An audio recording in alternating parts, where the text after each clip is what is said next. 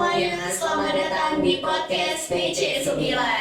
Senang sekali bisa hadir bersama kalian. Saya Fakir Ramadan dari rekan saya. Dan saya Nazwa Firla Husna. Kami berdua lah yang akan menjadi host Anda sepanjang podcast ini. Nah, Nazwa, apa kabar nih? Alhamdulillah aku baik hari ini. Senang sekali rasanya bisa mengisi acara podcast ini lagi tentunya bersama Fatih. Ya, aku juga senang bisa terpilih menjadi rekan host kamu. Sekaligus mendapat kesempatan untuk berbincang langsung dengan tamu spesial hari ini. Nah, terkait tentang pendidikan, kita semua tahu betapa pentingnya pendidikan sebagai bekal masa depan. Lewat pendidikan, kita bisa saling berbagi pengalaman, belajar hal-hal baru, dan mempererat persahabatan lintas sekolah bahkan lintas negara. Ya, dan hari ini, sekolah kita baru saja kedatangan tamu istimewa dari luar negeri, yaitu SMK Tunku Abdul Rahman, Malaysia. Malaysia Madani berkhidmat untuk negara, pendidikan cemerlang, kedah terbilang. Itu adalah sebuah slogan ya, slogan pendidikan. Hari ini sungguh istimewa sekali karena kita berkesempatan berbincang langsung dengan perwakilan SMK Tunku Abdul Rahman dari negara tetangga kita, Malaysia. Benar sekali. Dan soal tujuan obrolan kita ini apa aja sih? Penasaran ya? Mungkin teman-teman di sana juga penasaran kan? Jadi tujuan obrolan kita kali ini adalah supaya kita tahu bagaimana tanggapan dan kesan-kesan mereka atau tamu spesial kita saat di Indonesia, khususnya kunjungan di sekolah kita tercinta, yakni SMK Negeri 9 Medan. Langsung saja kita sambut Pengetua atau Kepala Sekolah SMK Tunku Abdul Rahman, Kedah, Malaysia, Ibu Faizah binti Ramli. Terima kasih karena sudah meluangkan waktu di tengah kesibukan untuk kunjungan ini. Ibu, bagaimana kabarnya? Alhamdulillah. Nah, ini kita sudah mempersiapkan beberapa pertanyaan ya untuk tamu istimewa kita. Tentu saja, sudah dong. Dan untuk pertanyaan yang pertama ini akan kami ajukan terlebih dahulu kepada Ibu Ketua, Ibu Puan Faizah binti Ramli. Ibu, boleh ceritakan bagaimana itu dan hubungan saat kita di SMK ini? Dapat pertama sampai di sini SMK di sekolah biasa kan. Bisa hadir dengan sambutan dan sekolah tapi sudah untuk kami dari. Terima kasih dan alhamdulillah. Hanya. Kami juga terima kasih dan senang sekali akan kedatangan Ibu dan rombongan saat tiba di sekolah kami, khususnya juga ke podcast kami hari ini. Nah, Ibu, setelah melihat-lihat berbagai fasilitas dan proses pembelajaran, apa tanggapan Ibu secara keseluruhan tentang SMK Negeri 9 Medan, khususnya di bidang pendidikan kejuruan? Satu sekolah kita letakkan, kita kumpulkan especially pelajar yang berumur 16 tahun ke atas. Habis bidang teknikal. Di sekolah-sekolah yang biasa ada subjek untuk teknikal tapi tak detail. So bila kita letak ke sini macam satu pendedahan lah untuk sekolah. Ya, ada dua, saya di bawah sekolah ini ada dua sesi. Sesi pagi untuk subjek yang dalam kelas dan subjek sesi petang ada amali. Bila teknikal dia mesti tak berlari dengan amali. So saya rasa satu praktis sebab kadang anak-anak pelajar ni walau di mana pun dia waktu petang dia tak sesuai kan. Itu dia lebih sesuai dengan benci kita hands on kan. So saya rasa di sini satu pendidikan yang satu bentuk pendidikan yang hebat. Di sini saya tak pasti di sini ataupun ada pelajarnya semua mengambil bidang yang sama. Mungkin sana dia kita tak sekolah kan betul saya kata di Malaysia lah di Kedah satu sekolah ini dia centralized. Atas pelajar yang terpilih gunakan pendidikan yang biasa untuk cipuli teknikal kita semua lah. So kalau kat sini maknanya dia semua pelajar akan belajar teknik. Hanya kan boleh kita akan ada benda di SMK Tunku Abdul Rahman pendidikan di Malaysia.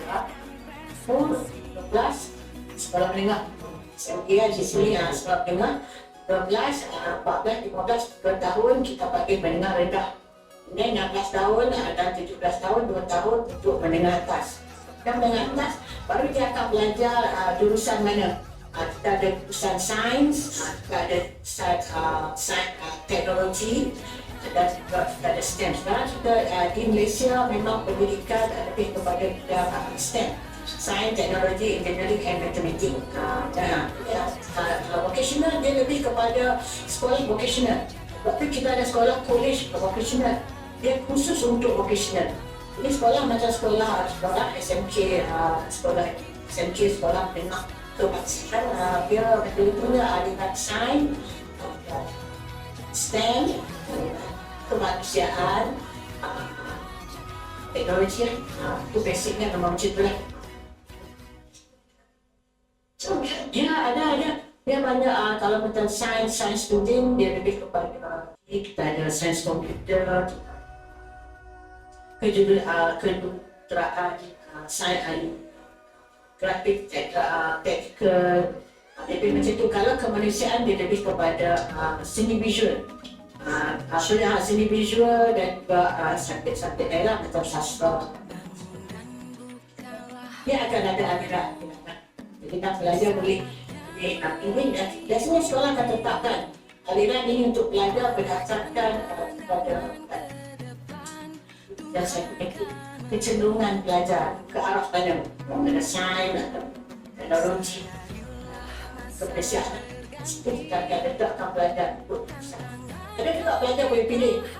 Tak banyak lah. Boleh memilih aliran apa yang mereka minat. Sometimes ada juga lah. Ya, 3 tahun. 13, 14, 15, 2 tahun kita dia akan belajar semua subjek. Dia akan belajar dan dari situ dia akan nampak kecenderungan dia ke mana. Ini kalau kata subjek sains dia lebih kecil, matematik dia lebih kecil, so dia akan bergerak ke aliran sains. Jadi untuk kita ada SPM Persipit Bantaran Malaysia. Untuk 17 tahun semua belajar dengan duduki SPM. Dia dapat pusat untuk dia nak further study ke universiti, college universiti. So 17 tahun itu adalah tahun yang penting lah untuk dapatkan SPM untuk Bantaran Malaysia.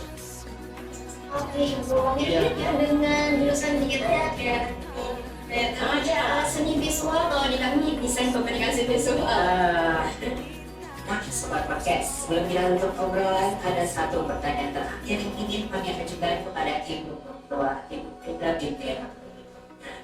Berdasarkan pengalaman ini, apa harapan untuk masa depan pendidikan kejuruan khususnya bagi SMK Negeri Sembilan dan bagaimana agar hubungan baik ini terus?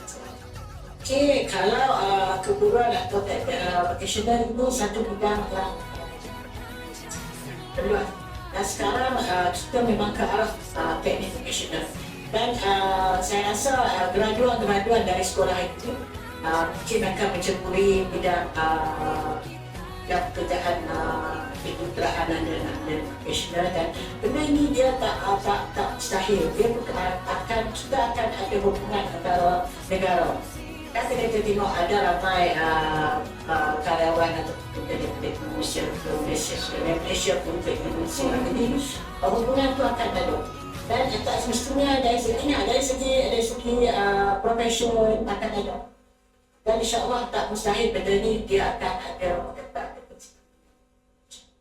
Tanyalah saya ucapkan untuk SMK Negeri Sembilan sebab asas sekolah asas untuk melakukan vocational.